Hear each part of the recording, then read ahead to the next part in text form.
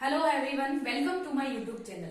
Previous lecture में हम vector space की डेफिनेशन और उसके बेस पर एक एग्जांपल को डिस्कस कर चुके थे। Today we will discuss on vector subspace. So first we come to the definition of vector subspace. Let V be a vector space over the field. V एक vector space था field पे, ये हम previous lecture में अच्छे से discuss कर चुके हैं। हमने ग्रुप फील्ड सब कुछ बहुत अच्छे से स्टडी कर लिया। हम स्टेप बाय स्टेप आगे बढ़ रहे हैं, तो आपको सब क्लियर, वेक्टर स्पेस क्लियर है, मतलब आपको वेक्टर स्पेस सब स्पेस की डेफिनेशन समझने में इतनी प्रॉब्लम नहीं आएगी। सो स्टार्ट करते हैं। Let V be a vector space over the field. ये हम जानते हैं कि V है वो फील्ड पे वेक्टर स्पेस होता है सम प्रॉपर्टीज को फॉलो करने पर। And let W is a subset of. अब ये V जो वेक्टर स्पेस है, या यहां से हमने W एक सबसेट निकाला है। W is a subset of V, then W is called a subspace of V if. तब W को हम V का सबस्पेस कहेंगे if W itself is a vector space over field. सबसे पहले तो फील्ड पे W खुद, W का जो हमने सबसेट लिया है छोटा सा, ये खुद फील्ड पे सबस्पेस होना चाहिए। And with respect to the operations of vector addition and scalar multiplication in V। Vector addition and scalar multiplication क्या था हमारा? Internal operation and external operation. तो W is itself vector space over field. सबसे पहले तो W खुद भी एक वेक्टर स्पेस होना चाहिए फील्ड पे, और कौन से ऑपरेशन के रिस्पेक्ट में होना चाहिए? Vector addition and scalar multiplication. मतलब जिस टाइप से हमने वेक्टर स्पेस में डिफाइन किया था कि सबसे पहले दोनों ऑपरेशन को वेल डिफाइन किया था अच्छे से। दोनों ऑपरेशन क्यों V, दोनों operation scalar multiplication and vector addition के थ्रू, V vector addition and scalar multiplication के थ्रू डिफाइन था। सबसे पहले दो ऑपरेशन तो डिफाइन होनी ही चाहिए थे, वेल डिफाइन। दोनों ऑपरेशन की रिस्पेक्ट में ही हम बात कर रहे हैं, तो दोनों ऑपरेशन तो कंपल्सरी है, ये तो होना ही चाहिए। इसके बाद हमने वेक्टर स्पेस की डेफिनेशन में सम प्रॉपर्टीज को डिफाइन किया था।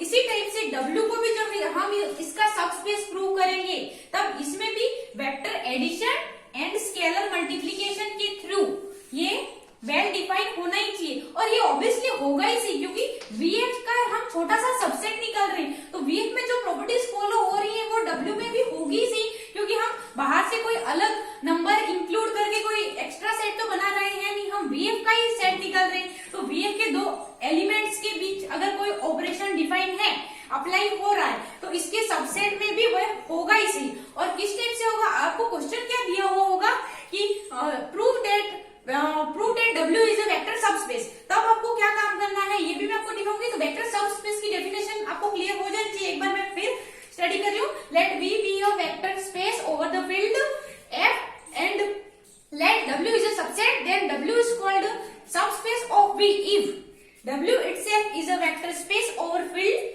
W खुद वेक्टर स्पेस होना चाहिए, मतलब वेक्टर स्पेस की सारी प्रॉपर्टी W में होनी चाहिए फील्ड पर, विथ और दोनों ऑपरेशन के रेस्पेक्ट में, with respect to the operation of vector addition and scalar multiplication in V में ये दोनों ऑपरेशन वेल डिफाइन होने चाहिए।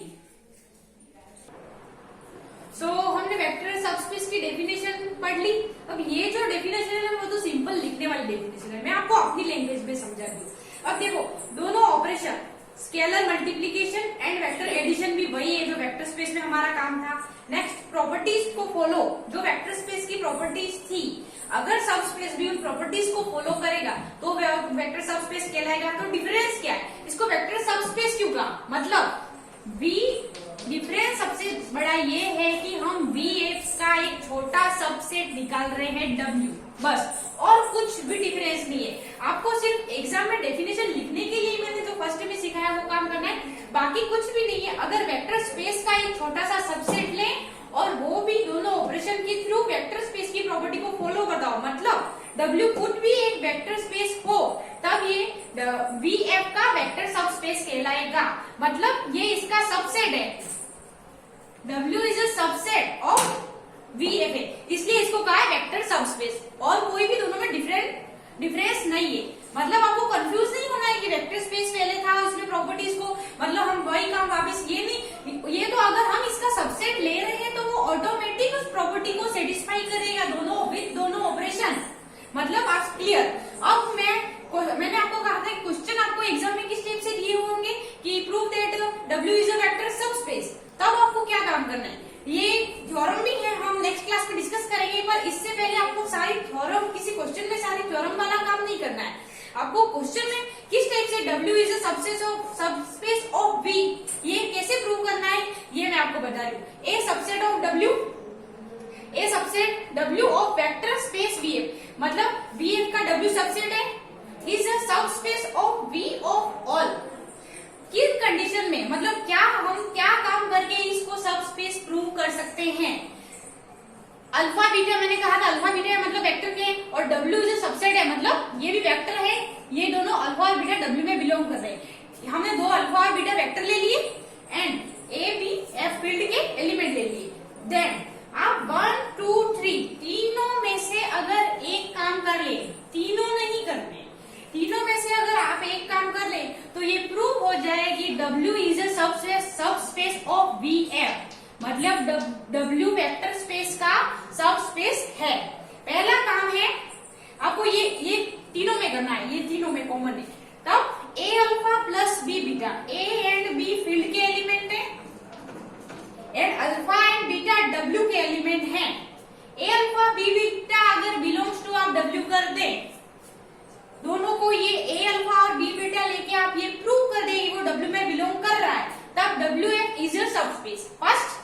Second, alpha plus beta belongs to W and A alpha belongs to W अगर आप prove कर दे तब भी W इज अ सबस्पेस कहलाएगा।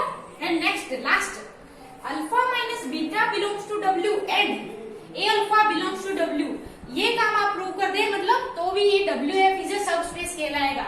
इन तीनों में से आप कोई भी एक चीज प्रूव कर दें तो हम W को VF का सबस्पेस कहेंगे।